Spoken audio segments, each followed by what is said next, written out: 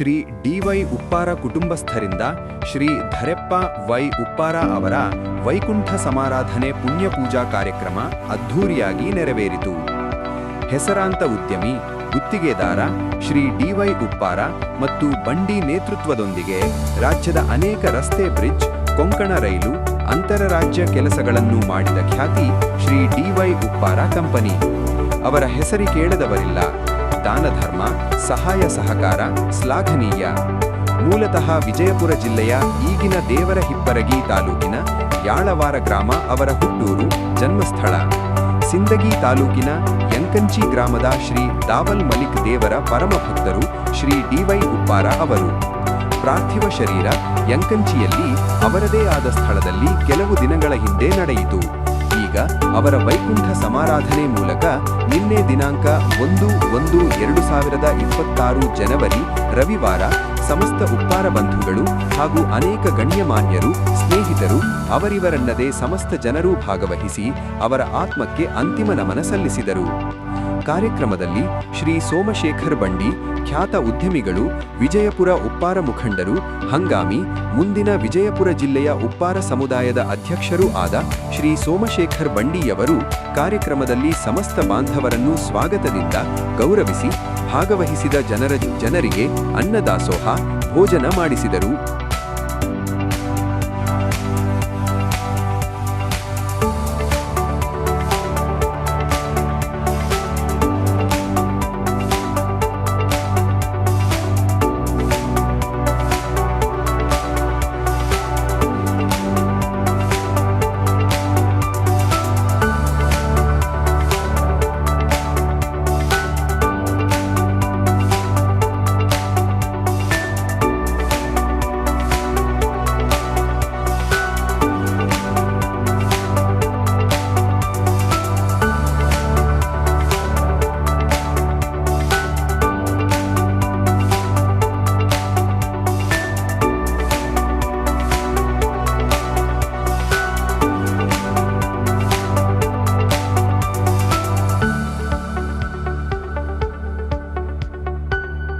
ಎಲ್ಲ ದಾನಗಳಲ್ಲಿ ಅನ್ನದಾನ ಶ್ರೇಷ್ಠವೆಂಬಂತೆ ಸಕಲ ವಿವಿಧ ನಾನ್ವೆಜ್, ವೆಜ್ ಭೋಜನವಿತ್ತು. ಕೊಡುಗೈ ದಾನಿ ಎಂದೇ ಹೆಸರುವಾಸಿಯಾದ ಡಿ.ವೈ. ಉಪ್ಪಾರ ಅವರು ಸಾಧನೆ ಇನ್ನೂ ಜೀವಂತ ಸಾಕ್ಷಿ.